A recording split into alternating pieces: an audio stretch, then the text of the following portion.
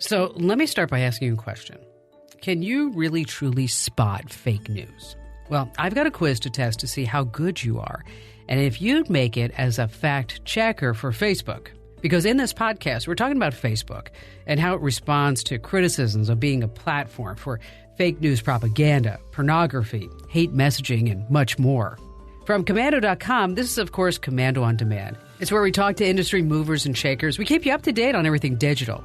You can get new episodes every Wednesday and Friday. And by the end of this Komando on Demand episode, you're going to learn about a shocking new development in the behind-the-scenes, often highly secretive inner workings of Facebook. We're going to be covering the ever-present threat of fake news and how it spreads, and how it's still, years after it first broke as a major problem during the 2016 election, it's being used as propaganda and to sow unease and tension in our country. We're going to be covering how the company has taken to combating this epidemic and the third-party companies and partnerships it's been throwing at the problem with, well, let's just say, less than satisfactory results. Now, many of these partners are just not happy, and a few have recently cut ties with Facebook, citing a lack of transparency, well, among other things. We're going to be speaking with an expert fact-checker on her troubles working with the company. And then we're also going to take a look at another hot-button issue for Facebook, the giant shadowing teams of so-called content moderators that have been placed in position, again, usually third-party contractors, to fight this growing wave of sick, often perverted content that violates Facebook's guidelines. Now, these guys haven't been too happy with how Facebook has been treating them either, with many claiming worsened mental health, some serious grievances about privacy and unfair treatment. And we're going to give you an up-close and personal look at all of these fiascos. But first, before we get all started, we just have to take a moment to thank our partners because they help make these Komando On Demand podcasts possible. When you're hiring, you don't want to waste time sorting through dozens of irrelevant resumes. You want an efficient way to get to a short list of qualified candidates. You need Indeed.com. Post a job in minutes. Set up screener questions based on your job requirements. Then zero in on qualified candidates using an intuitive online dashboard. Discover why 3 million businesses use Indeed.com for hiring. Post a job today at Indeed.com/hire. Search for greatness. Search Indeed. Okay, welcome back. Let's see if you can really spot the fake news. Are you ready? First story. After a local gang opened fire on 2 police officers, a 79-year-old grandmother fought back by picking up an AK-47. Is that real or fake? Okay, next story. A mysterious floating package started a bomb scare, but it turned out to be a NASA weather balloon. Do you think that's real or is that fake? All right, how about this one? The Federal Reserve raised interest rates 4 times during the Trump presidency and never, ever raised it once during Obama's 8 years. All right. Okay, just one more. We're about to get a never-before-seen look at planet Mars when during a rare celestial event, Mars will look to be as big as Earth's moon. Okay, so how'd you do on the quiz? I gave you 4 stories. All right, here's a clue. 3 are fake. 1 is true. If you guess that there really was a NASA floating weather balloon, gold star for you, buddy. You're right. The other stories, the AK-47 carrying granny, the Federal Reserve, and Planet Mars, so sad, all fakes. We've heard about Facebook's data mining and security risks. But aside from that old classmate or distant relative who spouts off angry political rants, Facebook can be a pretty vanilla place. You share pictures of your family vacations, you keep up with old friends you haven't seen in years, and you follow your favorite tech expert. Of course, that would be me. Yes, Facebook.com/KimKomando. Now, what if I told you there's a brutal and sinister layer that you just don't see? And there's a good reason you don't see it. I'm not talking about the dark web here. I know that's where your mind went. I'm still just talking about Facebook. I'm talking about the millions of reports the company gets every single day for content that gets reported for violating the site's content policies. Violence, brutality, hate speech, and of course, well, fake news. Why are you and I spared from the majority of this shocking content? Well, at least I hope you are. It comes down to thousands, and I mean thousands of men and women who serve as fact checkers and content moderators. These people have the job to sift through this digital garbage every single day. And get this, most of them are not even technically Facebook employees. The company has handed control of what stays and what has to go to armies of third-party contractors. And from what they've been saying in the media, it seems like it really has been the worst of times. For the fact-checkers in charge of weeding out fake news, it looks like two of the site's biggest partners, and we'll get into just who that is later, just ended their agreements with Facebook. All right, let's talk about content moderators for just a second. I've got to introduce you to that topic before I can introduce you to any of our guests. The content moderators help filter out violent and pornographic content. Imagine what this is like. You're sitting in front of a computer all day, and your job, oh my gosh, be terrible, but your job is to flag beheadings, assaults, rapes, murders, content that you wouldn't want any child to see. Just earlier this week, a story broke about a Phoenix-based firm that works with the social media giant and whose employees have been turning to drug use and what they call trauma bonding to cope with the disturbing content that they're reviewing day in and day out. So we're going to be putting Facebook under a much-deserved microscope. And boy, do we have a lot to talk about. And to help us do this, we reached out to Brooke Binkowski. She actually worked with Facebook as a fact-checker. She was in the trenches. She had the job.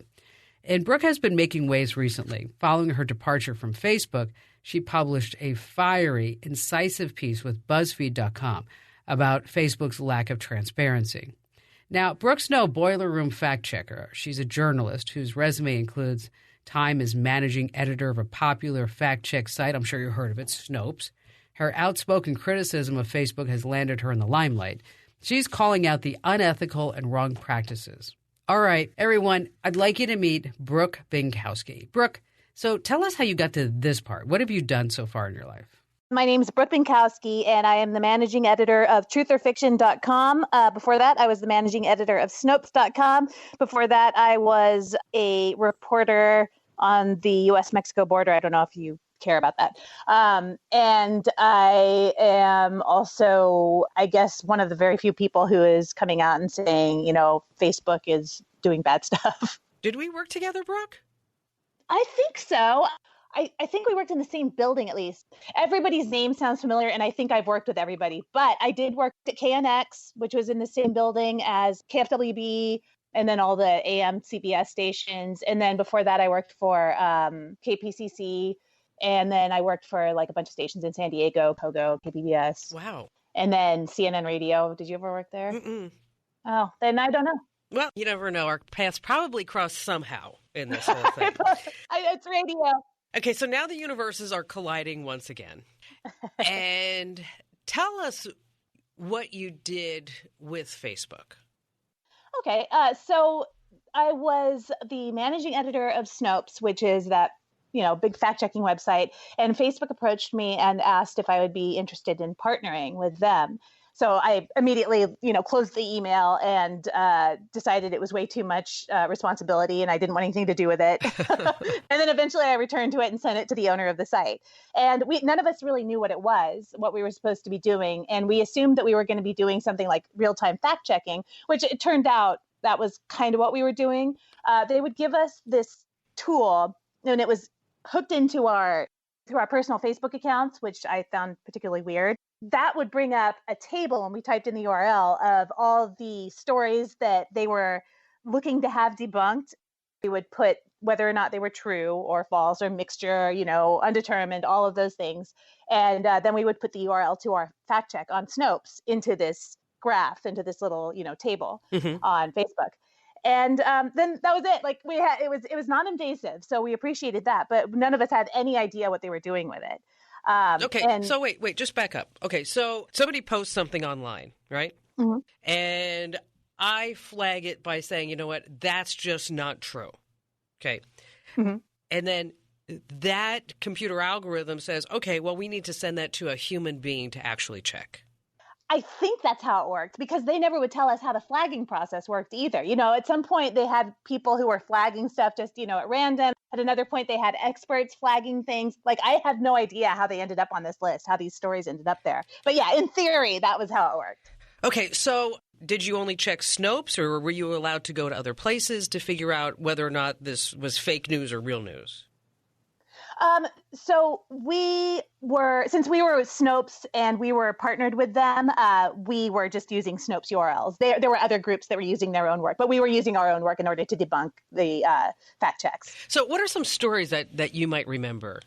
Oh my gosh. I'm trying to remember. We would get like the same story over and over and over when it, you know how somebody puts out like a satire story and then a fake news or disinformation site will take that and they'll just rip it off and then post it under their own byline. Yeah. So we'd get that over and over again, which led us to believe that it was an algorithm issue.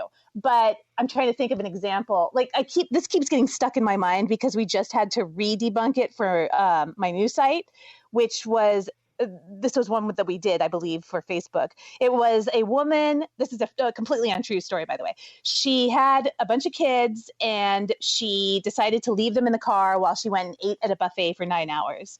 And this was accompanied by an unrelated mugshot of this hapless woman and who got arrested for, I think, theft or something like that, kind of misdemeanor theft, but her mugshot was online. And so whoever it was swiped it. So this started going out everywhere. People were passing it along thinking, oh yeah, what a stupid criminal. Haha.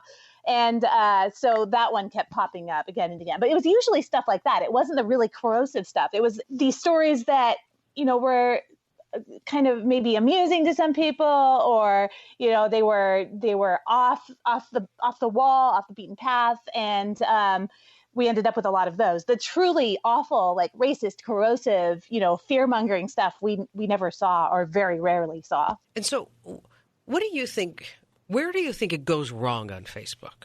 Oh, definitely their opacity, their lack of transparency, the fact that they are still trying to use algorithms to solve human problems. They're completely resistant to the idea that they need to hire internal moderators. They're married to this false idea of free speech.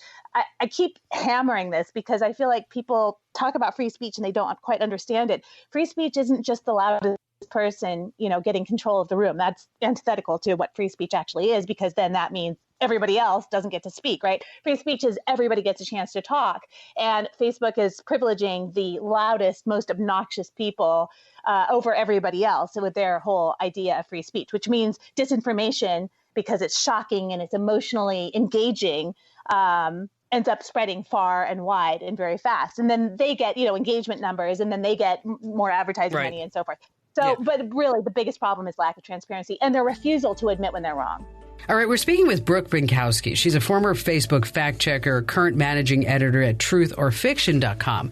And coming up in just a bit, we're going to dig a little deeper. And we're going to find out why Facebook is allowing fake news to make its way into your news feed. But first, a special thank you to one of our partners in this podcast, Robinhood, because they help make these Komando on-demand podcasts possible.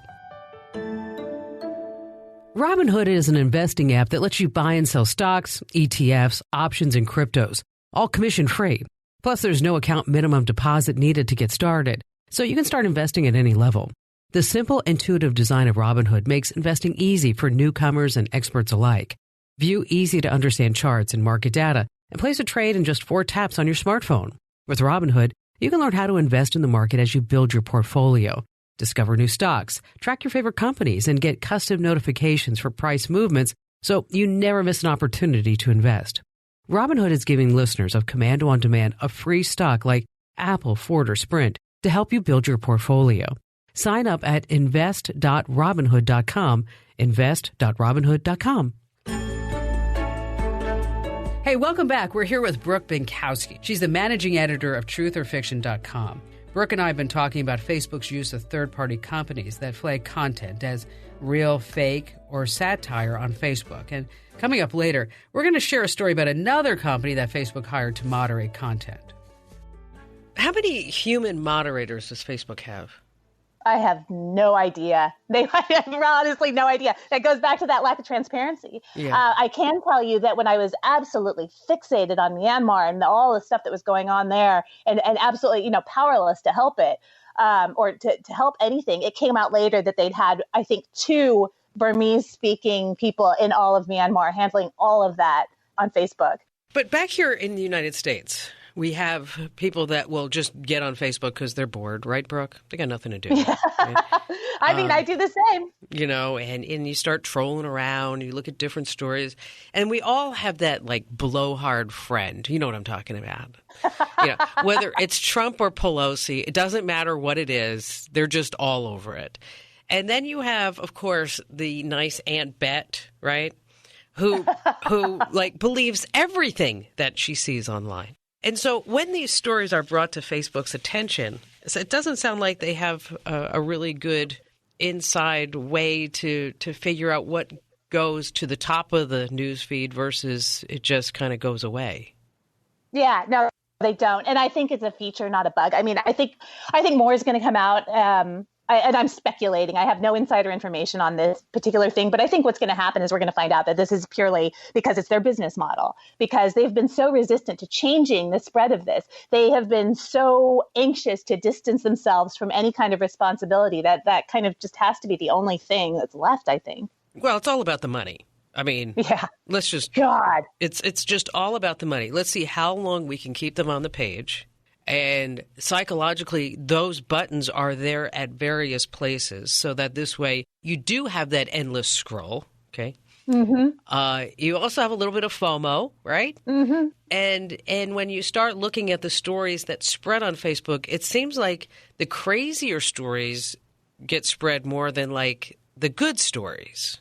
Of course, because that bypasses your, thinking part of your brain. It bypasses your frontal lobes and goes straight for the amygdala, right? So you're like either really scared, or you think it's really funny, or you think it makes you really angry, or something like that, which equates to, by Facebook's definition, engagement. It drives me nuts because engagement is not an unalloyed good. I like the idea of being able to talk to friends. I don't like the idea of having, a 6-hour-long fight with people who I used to like just because some hoax stories going around that they found believable, for example, or that I found believable. I mean, I've been taken in before, too. Yeah, I have, too. You're looking at that. You're like, whoa, that has to be true. And then you're like, God, darn it. I think I had one too many glasses of wine when I liked that. What the heck was going on? Should not Facebook and drink, okay? Stop it. Stop it already. Oh, we've all been there. All right. So do you think Facebook, I think I know the answer, but let me ask you this anyway, Brooke. How does Facebook fix the problem? Oh, they hire moderators. They bring in people who are ruthless about stopping this content. You cannot have this happening. And I mean, they have made I get really worked up about this. They have made plenty of money. I did the math at one point and I discovered their annual profit is equal, or at that point was equal to Jamaica's GDP. I don't know. I was just looking at a list of, countries whose GDP was about the same. And I mean, it's just, I shouldn't say it's disgusting that they made money. I mean, good for them, I guess, but it's disgusting that they made money off these psychological testing, these psychographics. It's spilling our data to everybody, our innermost thoughts, our desires that are now being, cut into little pieces and used to reassemble us, basically, and push us one way or the other politically. I mean, it was wrong enough when it was being done in the service of consumerism, but now it's just political. They're screwing up elections. I mean, oh my God. It's so dystopian. I have made it, it's no secret that, I don't like Facebook. I've said it publicly. I wish I could delete my account, but I can't because it's tied to the show account. Okay. Mm-hmm. I can't stand the tracking that happens. You mentioned Jamaica. Their GDP. Probably much like Jamaica, their GDP is tied to smoke. Facebook is a lot of smoke and mirrors too, right? Very good. And when you start looking at all the tracking that Facebook does, so the last number I saw was 52,000 data points. I mean, about a particular person. I don't know about you, Brooke, but I can't think of 52,000 things about myself. Right? I mean, what? It's got to be some of the most trivial stuff. It's got to be just. If it wasn't being done by AI, I imagine people would be bored out of their minds with that kind of stuff. Who needs that kind of level of data? But it is all for the almighty dollar, because when we can start really giving targeted advertising and down to minutia, like, you mentioned, do you like Coke or Pepsi? Okay. Do you prefer cranberry juice over apple juice? I mean, there are different psychological aspects where people will say, you know what, she likes cranberry juice. She probably gets a lot of UIs, versus apple juice or whatever it might be. And so it becomes all about the mighty dollar, which when you start talking to people, they say, you know what, I like Facebook. It helps me feel connected, right? Mm-hmm. It brings me closer to my family and my friends. But I will tell you that when I quit Facebook, I deactivated my account, and then I realized that I couldn't because of the show page and things like that, is that when I deactivated, I was like a sense of relief. Oh, totally. It's like, oh my gosh, I don't really care what these people in high school do anymore. I haven't seen them or heard from them for like 30 years, right? And, I went to one of my reunions a couple of years ago, and I realized that, I don't have anything in common with them. They don't have anything in common with me. Why are we friends on Facebook? Yeah, there's that as well.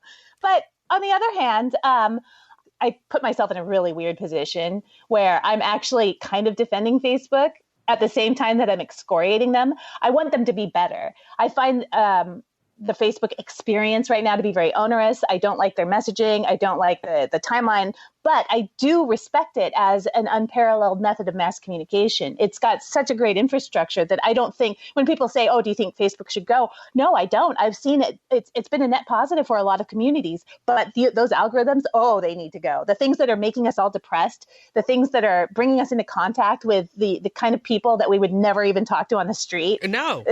Right. Those need to go.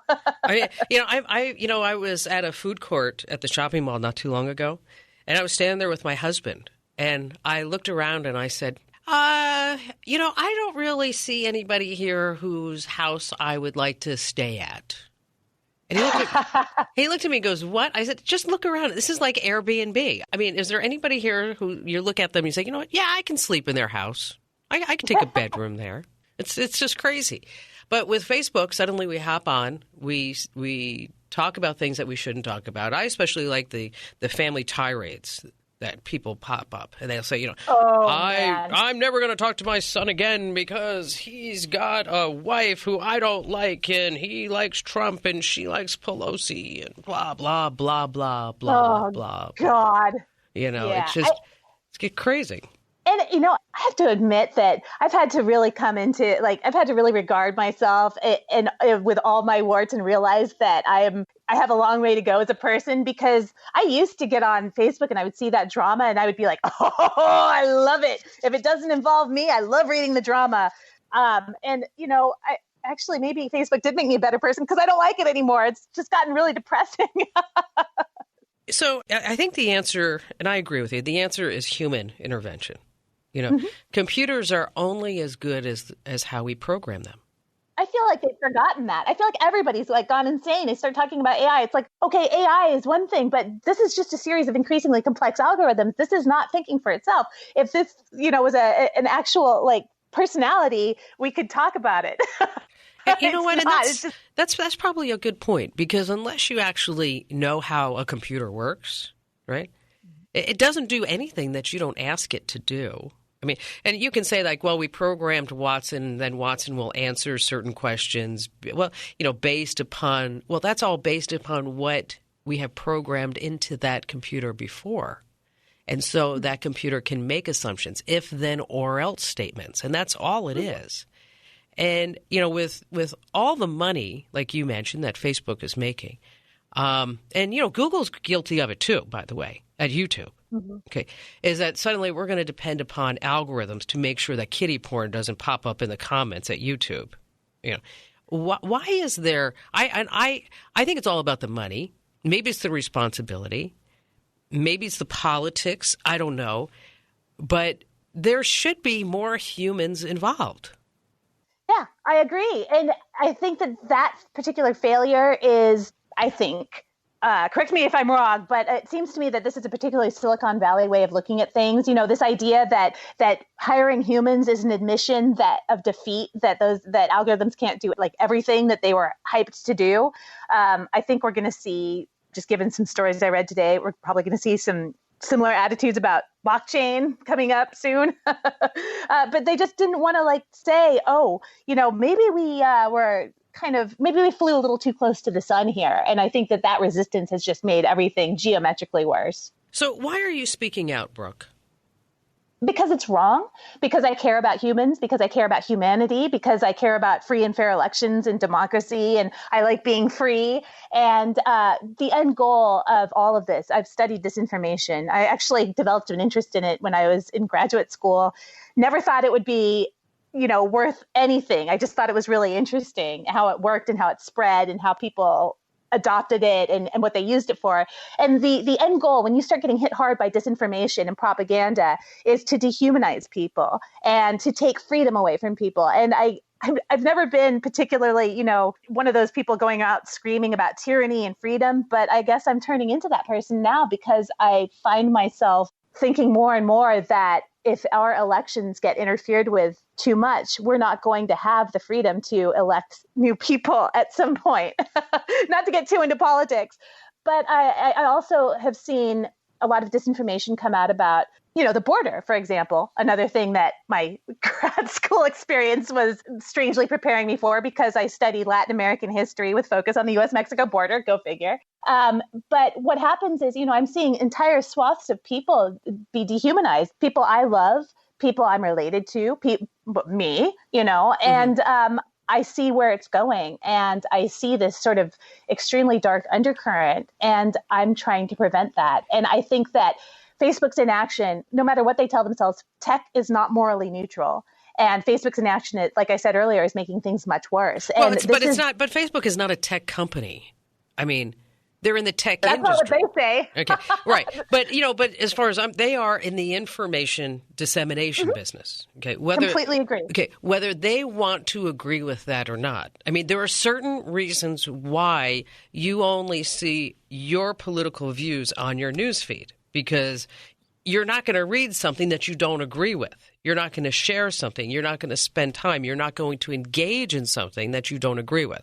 So the opinions and the values and the news that you're getting on Facebook is carefully curated to make sure that you stay on that site the longest time possible so that this way they can collect more data about you and feed you more information. Yes. I mean, with the occasional person who you completely disagree with, who you find offensive on every level. So you are encouraged to fight with them, which is more engagement, but only Facebook benefits because they get mad, you get mad, everybody's mad, and then Facebook benefits because then you're spending even longer on your site. And then seeing more advertising. And then it just like this self-perpetuating circle that just keeps going around and around. And what's concerning to me is I don't know what's the last number that you saw, but the last number I saw was like some crazy thing, like 62% of all Americans are getting their primary news from Facebook. Oh, I'm not surprised. I don't know the exact number, but I've heard like jaw-dropping numbers like that. It's just incredible. And you're seeing everything, as you pointed out, being carefully curated by these algorithms that nobody knows the formulas for. I mean, we don't know what criteria they're feeding in to show us these specific people at this specific time on this specific day. But I can tell you that there have been, a lot of studies done, including that weird 2014 experiment that Facebook finally admitted to about how the timeline affects your mood. Do you remember this one? In 2014, there were selected users, they said, who were being shown a certain number, like a larger percentage of depressing updates on Facebook, just to see how it affected their mood. Facebook did this without seeking or obtaining permission or indeed even telling people on Facebook that they were being experimented on. It turned into a scandal. So they were just giving them, so they would put up like Debbie Downer news? Yeah, they would curate their feed so that they would see only their friends who were depressed. Oh, gosh. I know, isn't it sick? And that was early psychographics. And I thought, at that time, that was as bad as it was going to get. I thought it was shocking. And now, here we are. And it turns out it really did have a dramatic effect on their moods. I mean, it does. Humans are social. Moods are contagious. Crowd behavior is a thing. And for them to just sort of, cavalierly experiment on that behavior without giving us any information about it or any chance to consent to it, I thought was pretty beyond the pale. So what can people do?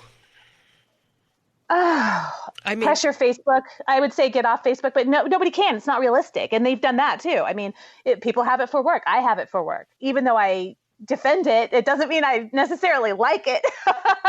As it is, I don't like it at all. What you can do is get off Facebook, but that's not realistic, as I said. So pressure Facebook publicly, join on to, these online ways you can pressure them publicly, sign petitions, get involved, pressure your local politicians, your lawmakers to in turn pressure Facebook. They need to face pressure, public pressure on all sides. And it seems to me that public pressure is the only thing that they respond to.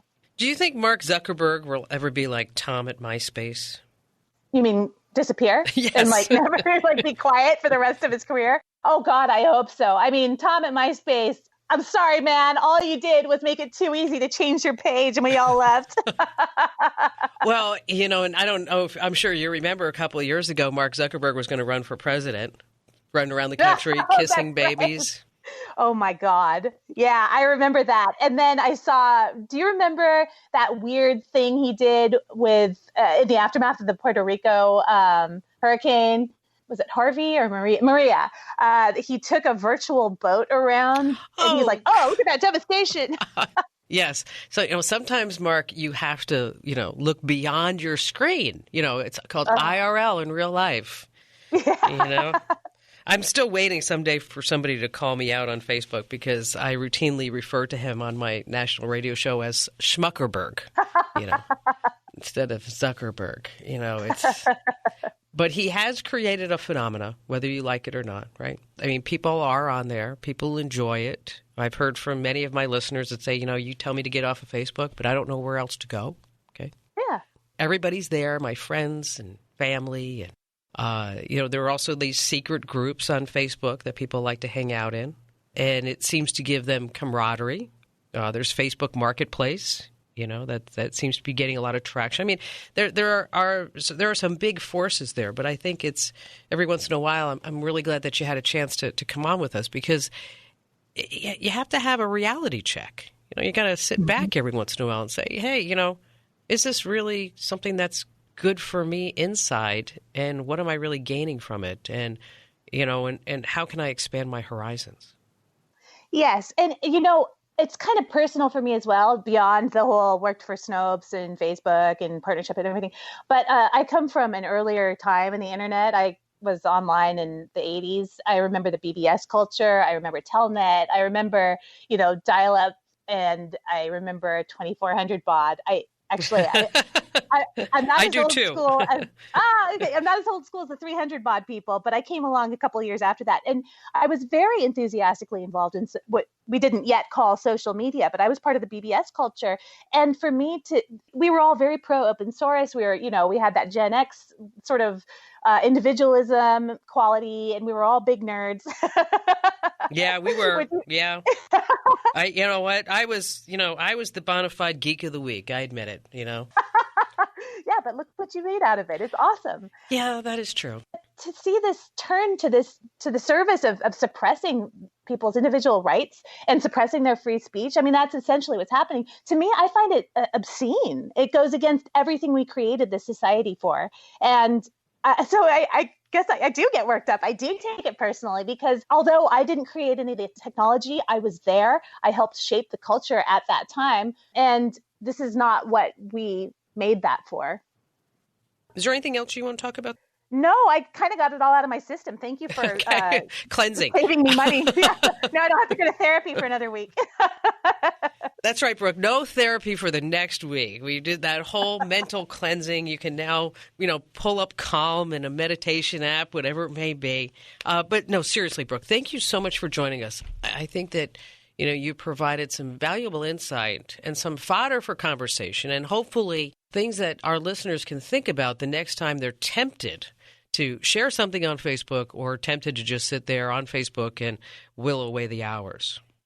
Yes, and pressure your elected officials to make Facebook better. Hey, thanks, Brooke, for joining us. And if you'd like to read more about this topic, head over to my website, Komando.com. That's Komando with a K, of course, .com.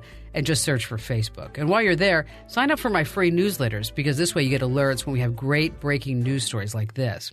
And stick around to the end of this podcast because we're having a great giveaway. That's right. You just have to listen for a special password and you can text it to win a fabulous prize. And before we get to all that, just stay right where you are because I have to extend a special thank you to our partners in this podcast. They help make it possible.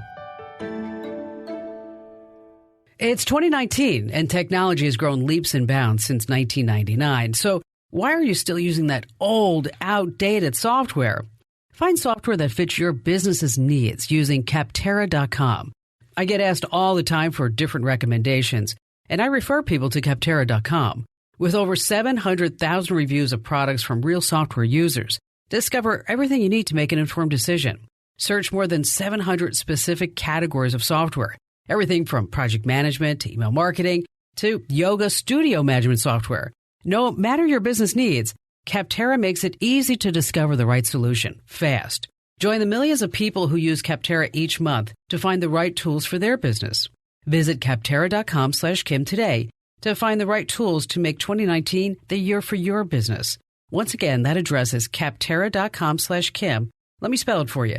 Capterra.com/Kim. Hey, we're back. As we spoke about with Brooke, there's a lot of power in Facebook. Online communication is fast and messages move through the web faster than lightning, whether they're true or fake or satire. And that's part of the reason Facebook has dramatically increased the amount of content moderators. And I'm sure it came to light because, Mark Zuckerberg, last year we had the Cambridge Analytica scandal. This propaganda firm stole some 87 million users' data, and then Facebook hired thousands of people to do what its artificial intelligence technology just can't do. Try to keep the site clean from hateful and violent content. And I have to tell you this from the onset, Facebook's doing a horrible job at it. By the end of this year, by the way, we're going to have more than 20,000 people working on security and content review, working across all these things. So when content gets flagged to us, we have those people look at it, and if it violates our policies, then we take it down. Some problems lend themselves more easily to AI solutions than others. So hate speech is one of the hardest because determining if something is hate speech is very linguistically nuanced. Right, you need to understand, what is a slur and whether something is hateful, not just in English, but the majority of people on Facebook use it in languages that are different across the world. Contrast that, for example, with an area like finding terrorist propaganda, which we've actually been very successful at deploying AI tools on already. Today, as we sit here, 99% of the ISIS and Al-Qaeda content that we take down on Facebook, our AI systems flag before any human sees it. So that's a success in terms of rolling out AI tools that can proactively police and enforce safety across the community. Hate speech, I am optimistic that over a 5 to 10 year period, we will have AI tools that can get into some of the nuances, the linguistic nuances of different types of content to be more accurate in flagging things for our systems. But today, we're just not there on that. Now, let's get back to this Phoenix-based company. Their name is Cognizant, and its tactics that were making headlines recently after an article on The Verge alleged that the people who work at these companies are suffering from post-traumatic stress syndrome. Now, supposedly, at Facebook's request, these third-party companies force workers to sign strict non-disclosure agreements. I understand that. We sign them here at Komando. But what if these reports are true? You'd think that Facebook fact-checkers were conducting international espionage. This goes beyond non-disclosure and confidentiality. The reports say workers are not allowed to tell anybody, I'm talking about anybody, about their work. Not even their families are allowed to know. I can't even imagine. You spend all day looking at some truly terrible stuff, and you can't talk about it with your family members and friends. Facebook says this is to protect the identity of its users. Well, apparently, this causes a lot of employees to get really close to each other. I mean, I'm talking about really, really close. There are many reports of, let's just say, inappropriate workplace activities, and that's in quotes, between coworkers.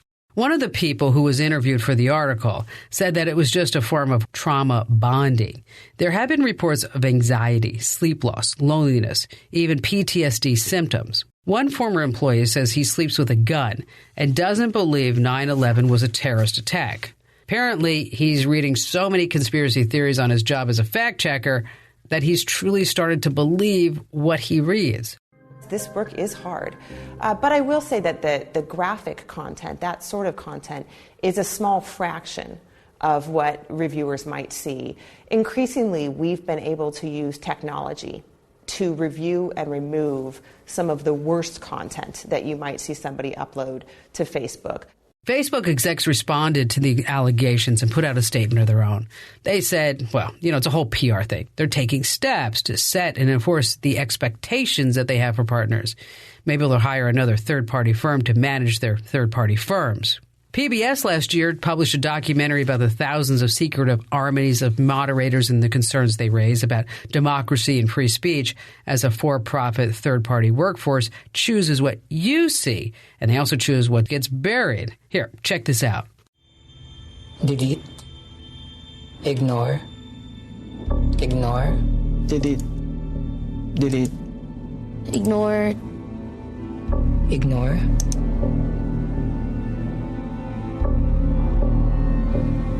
Delete. Companies decide what can stay up and what must be taken down. Delete. Outsourcing should be disturbing to people in democratic societies. There are tens of thousands doing this work. All of it's done in secret. They need to be anonymous because we have a contract sign-in. Ignore. Our decisions will impact what 2 billion people are thinking. If you commit one mistake, it could trigger war. Delete. I've seen hundreds of beheadings. Ignore. Delete. Ignore. Delete. Delete. Ignore. Delete. Delete. Ignore. Delete. Ignore. Delete. The danger is that we might lose democracy because we're willing to give it up. I gotta tell you, if you're looking for another reason to ditch Facebook, even for a little while, this could be it. Facebook has set some pretty rigorous guidelines on what stays and what has to go, and these were all famously leaked by The Guardian in 2017. Here are a few. Vague threats are okay, well, as long as they don't mention anybody specific. How about this one? Some instances of child abuse are okay, as long as it's not sexual or sadistic in nature. What was that? Okay, who wants to be the person who decides that?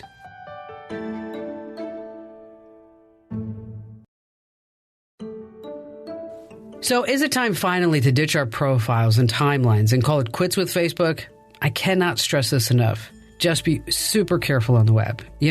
This might be a good time to mention my new Komando community. I've been doing this for years, so I've built a small community of people who follow my show and share information with each other, and I'll tell you, they're really good people. Well, now we're taking this to a bigger scale, and we're launching the Komando community. Head over to komando.com/community and find out how you can join us. It's like Facebook, but it's safe, secure, and we keep your information private. In the meantime, I'd like to thank a few people who did their research to make sure we're as truthful as we can be on every single podcast. And in this podcast, I'd like to thank Brooke Pinkowski, not only for her time working to combat fake news on Facebook directly, but for also joining us for this podcast. I'd also like to thank podcast prepper Bailey Hart for digging deep into the workings of these third-party content moderation companies. Good job, Bailey. And also thanks to our excellent audio editor. She makes us all sound so good. Monica Galembieski. Yes, she's a nice Irish girl. And I also want to thank Mike James. Mike, you make all of our lives so much easier here with all the work you do.